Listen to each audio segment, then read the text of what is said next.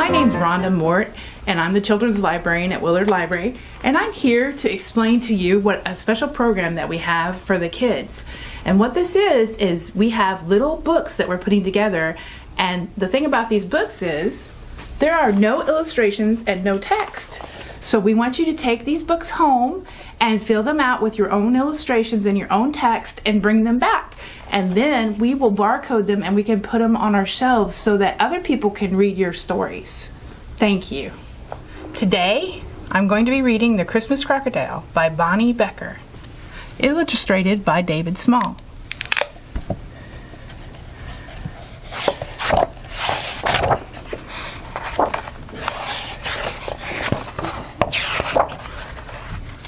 The Christmas Crocodile didn't mean to be bad, not really. Alice Jane found him on Christmas Eve under the tree. He wore a red bow around his neck, and it was lovely, except he ate it. Then he ate a couple of presents, just the little ones, and he gnawed on Father's shoe, ate the wreath in the hall, and ran away with the Christmas roast, a big one. He was eating up Christmas, and no one knew what to do with him. "Send the beast to Africa," huffed Uncle Theodore, who had once hunted wild game there. "He must be put in an orphanage," fretted Aunt Figgy, who worried a lot, especially about orphans. "Lock him in the back room," Alice Jane instructed the father, "while we consider this situation. Better give him a pumpkin pie," said Mother. "He still looks hungry." Alice Jane crossed her arms and tapped her toe while the Christmas Crocodile slunk into the back room. She closed and locked the door with a firm click. But then she thought she heard sniffling in there. Not feeling hungry after all, she slipped him the pineapple upside-down cake along with the pie.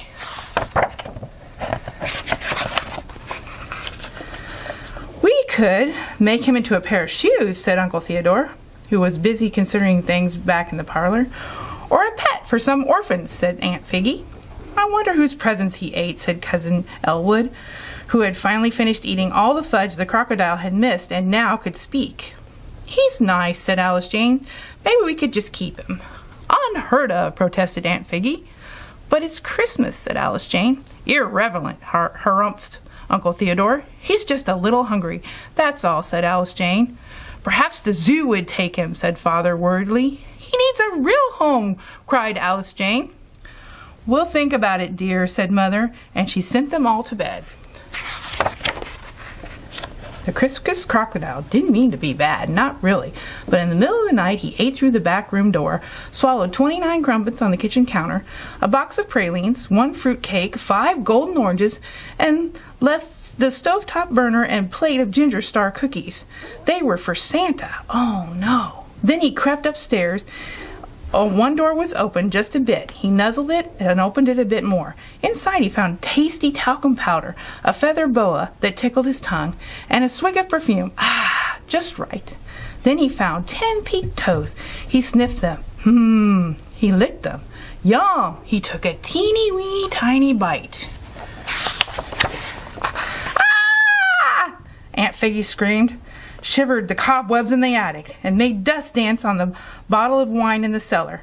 "I'll save you!" roared Uncle Theodore, waking with a start from a dream about cannibals. "Run for your lives!" shrieked Cousin Elwood.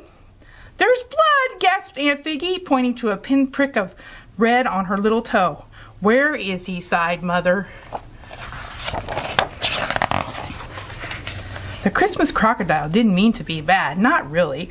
They found him hiding under Alice Jane's bed. He tried to wag his tail in a friendly fashion, but it was too cramped. "Into the cellar with him," commanded Father. The Christmas Crocodile scooted sadly down the stairway to the basement. He shivered in the cold, but Alice crossed her arms and tapped her toe. She closed and locked the door with a firm click, and she went back to bed and lay on her warm blanket and swallowed a lump in her throat. Somehow it didn't feel like the night before Christmas anymore. She slipped down out of bed, and her blanket held close and crept quietly down the stairs to the basement. She wrapped the crocodile snugly, tucking her blanket around his chin. She found an old candy cane covered with lint in her bathrobe pocket. She broke it in 2. "One for me and one for you," she whispered. The Christmas Crocodile gulped and happily closed his eyes. cellar door creaked open. "You know he could be an orphan," hissed Aunt Figgy. Slipping inside, she tucked her hot water bottle under the crocodile's toes. "A crocodile saved my life once," announced Uncle Theodore, coming in behind Aunt Figgy. "Decent chap, really." He spread his Zulu robe over the crocodile's tail. "Perhaps he's learned his lesson," said Father, peering around the door and holding up his red earmuffs. "Is it time to open presents yet?" yawned Cousin Elwood, stumbling in. He patted the crocodile on the snout and fell asleep. Mother came last. She spread a fluffy comforter across all of them. "We couldn't leave him alone," she said. "Not on Christmas Eve." Everyone nodded. The Christmas crocodile let out a contented snore. "Full at last," observed Father. Everyone sighed. Then they all settled down to wait and watch. The Christmas crocodile didn't mean to be bad, not really. But somehow everyone fell asleep. Somehow the crocodile slipped away. Somehow he ate through the basement door. They found him the next morning in the parlor, looking alarmingly round. Alice Jane's blanket was gone. Aunt Figgy's hot water bottle was gone. Uncle Theodore's Zulu robe was gone. Father's earmuffs were gone. Mother's comforter was gone. The Christmas tree was gone, a blue spruce. All the presents were gone except one. "Pump his stomach," yelled Elwood.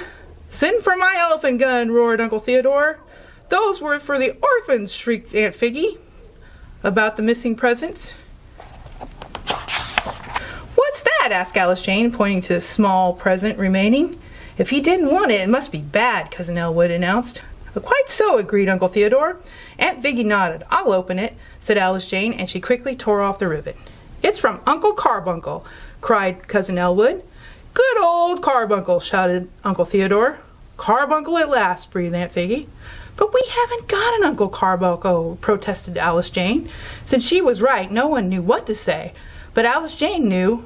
It meant that Christmas Crocodile had been delivered to the wrong address. And sure enough, the doorbell rang. At the door were two delivery men. "Take him away," Father said firmly. The two men hoisted up the crocodile and staggered down the snowy steps to a waiting van. "Goodbye," said Alice Jane sadly. And the Christmas crocodile snuffled. One great crocodile tear ran down his snout. But then he saw the sign on the delivery van. "Carbuncle Vegetarian Cafe and Reptilian Petting Zoo. All you can eat."